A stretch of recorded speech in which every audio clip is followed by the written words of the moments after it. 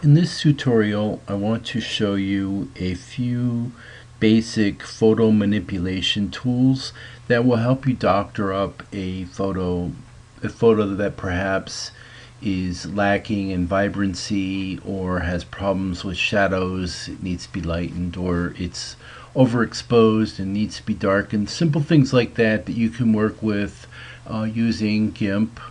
After we go through those basic functions, I'm going to hand it over to the experts and use some more advanced tutorials that I found on YouTube that will help you get into the more advanced functions. But for now, if you're just looking to give a photo some small changes that will make it look better, then that's what this tutorial will look at. So we'll start by opening a file that is a JPEG file. I opened it in GIMP, and this particular file, it's so old because I'm old as dirt. So this thing was not even a digital photo originally, it was scanned, so I have to convert it. So it's scanned, I've converted it to an RGB, and as you can see from this particular photo, I can view it in full screen, and you can see that the photo is kind of washed out. It's actually not a very good photo, never was, so in some senses it's pretty hopeless anyway, but so we'll try to make this picture of me and Matt a little bit more vibrant and a little less washed out looking. So the first thing we want to do is look at the information under color. We can go to info and we can see histogram. Now those of you that have worked with photography before know what a histogram is. I'm not going to go into a lot of detail here. It's basically showing the balance of color values and color balance and lightness, darkness, contrast, things together, and it all comes together in a nice graph.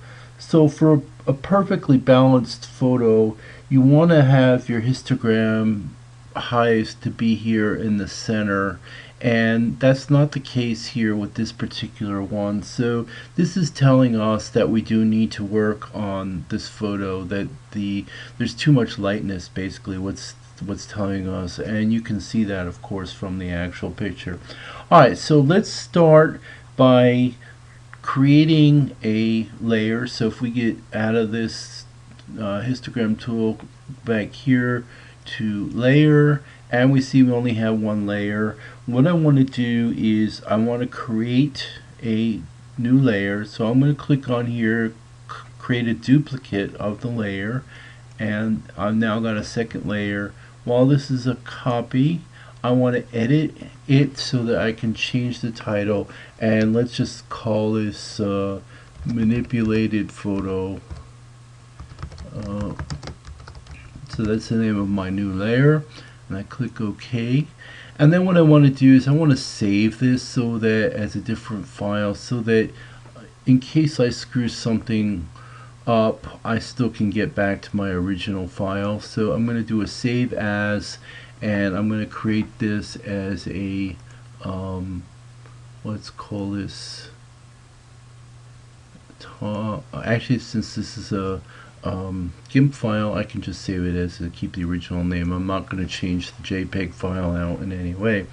Alright, so now I've got my original file to work with, and the things that I want to start focusing on are the colors. The colors are kind of washed out, and I also want to look at some of the contrast and lightness. So let's deal with the lightness first. So I want to go to color, and then I want to go to levels, and this pulls up a chart that shows us the levels. Now again, I want to get rid of this lightness area and areas where nothing's happening here, so I can pull this in a little bit like that, slide it in, and as you see, as I'm sliding in, the picture's getting a little less washed out. And then let's bring this back here into an area of darkness. I could probably adjust, make this a little bit lighter in the middle. If I wanted to experiment some more with darkness, I think you can bring that in. It gets darker and darker. I think it's too much, obviously. So I want to try to bring a little bit more darkness in here, make the picture a little bit less washed out. Experiment with a little bit more over here. We probably want to get a little bit more lightness. Anyway, you have to play with this until you get to where it is that you want. And then when you're all done, of course, you can click OK. And notice that the manipulated layer is highlighted, so that's what I'm working on. I'm not changing the original. And I can then click OK here. And as I said, this picture is kind of hopeless to begin with, so we're going to do the best we can with it. Obviously, the better the picture, then the more you can clean up. There's only so much you can do with a poorly taken picture. Alright, so we've adjusted the levels. Now the next thing we want to look at are, under colors, we want to look at curves. Now curves also have to do with the amount of lightness and darkness. So as you can see, if I can play with these here, I can do some horrible things to the pictures.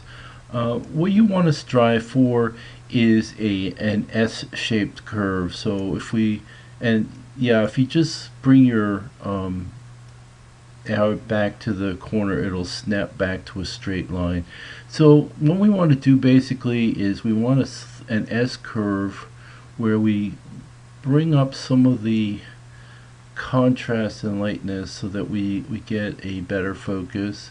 And you want to just play with this a little bit. Obviously, if you go too extreme, it's going to look horrible, and if you go one way or the other, it's worse. We're just going to try to add a little bit here.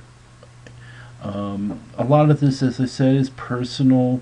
What I'm trying to do here with this is I'm focusing on my face by trying to give it some more color, but at the same time to get some of the washed outness that's in Matt's face. The picture, obviously he was too close to the camera, so it's maladjusted here or washed out. So I'm going to try to deal with that as best as I can. So a little bit less perhaps, a little bit more. Play with it until you think it's something that is going to work. So I think that's the best I'm going to get, so I'm going to just click on OK here. And then the third thing that I can work on is the color saturations. So if I go to hue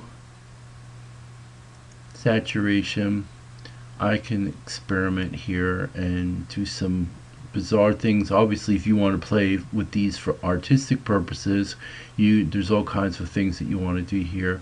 But what I just want to do is I want to add a little, I think a little too bit of red in here. So I want to add take away a little bit of red and perhaps add a little bit of lightness, not much. And saturation, I do definitely, we need to work a little bit with saturation here. We can play with this and see low saturation will go all the way down to black and white, and that will play with the reds which are dominant in this particular picture. So I really haven't made that many adjustments because, like I said, the picture's not really that good. And you can take colors out if you want. Like click on these and take a color out totally, make it gray. I could take out all the greens, for example, and you see not much is coming out because in the main picture because there is already a dominance of red. Now we see what happened if I took out the red, then things like that. So obviously we don't want to do that, so we want to let's just do reset here to go back to our original, and then we could play with this as well. The overlap, it doesn't really do that much on this particular picture. So let's just, again, I want to take out some of the red here. I don't want to make myself look too yellow, but and take a little bit of lightness out No, that's too much. See, see, on my face it looks fine, but then we add in to Matt's face, it doesn't look great. So this isn't a science, this is something that it's preference to, and this is where the art comes in. So you have to play with that to the best of your knowledge. And if you click on preview, you can see the changes you've made. There's not super dramatic difference here. Anyway, click on OK. And if you want to see what you look like from the original photo, there's a lot more dramatic. Click on the eye here under the layer and get it. And see, that's the original picture that we started with. And so you see now it is a little bit more vibrant.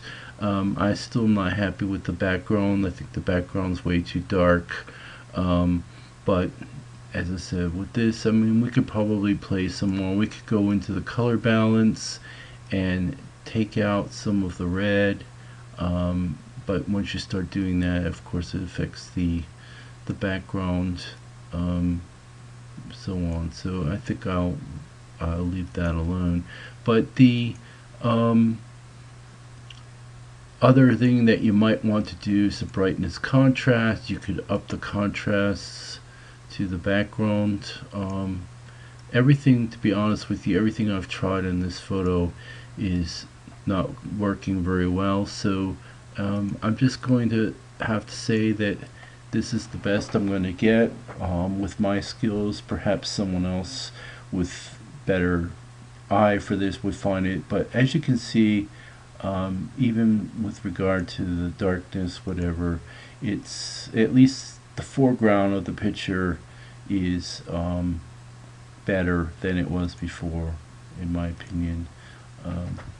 Perhaps a little too dark for some people's, but anyway, those are examples. So my suggestion here is to experiment with some of your pictures, try these different tools and see what you can do to enhance your pictures, and then preview or read or watch the next advanced video, which will get into some of the other tools that I didn't touch on here, and how some more techniques on how to refine your pictures.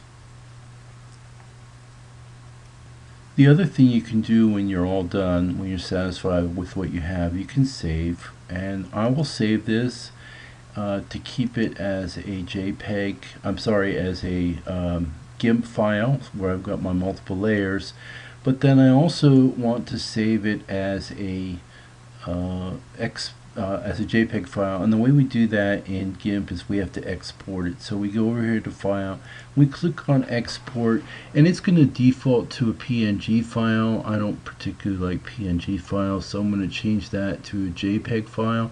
So I'll go over here and change that, and we'll change the name too. Let's make it a because I don't want to use the original, so revised photo, let's just call it revised photo Matt, and I will do an export, and it's requiring me to put in JPEG, so JPG, and do an export, and that's still not working. Oh, that's because I had a comma up here, right? So to put in a period, JPG, and do an export, and the dialog box comes up, so I want to export, and that's that. So now if I close GIMP and I look for my revised photo, and I open it, and you see I've got a new JPEG that is considerably different from the original. Alright, that's that.